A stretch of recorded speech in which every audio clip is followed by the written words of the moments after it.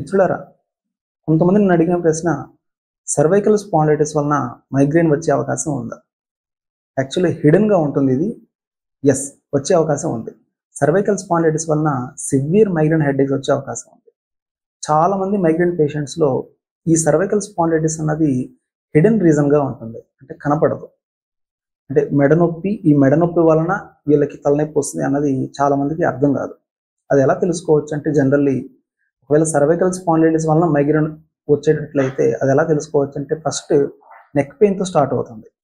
Neck పెయిన్తో start అయ్యి ఈ neck reason ఉన్న మజిల్స్ టెన్షన్ తోటి కొంతసేపటి తర్వాత హెడేక్గా మారే అవకాశం ఉంటుంది.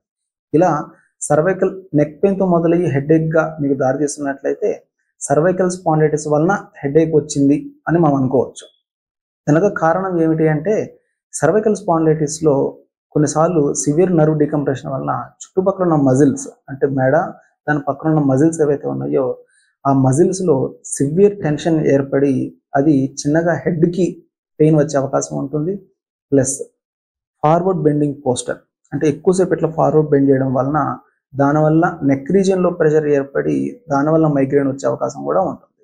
ఇట్లా సర్వైకల్ స్పాండిలైటిస్ వలన మైగ్రేన్ వచ్చే అవకాశం ఉంది.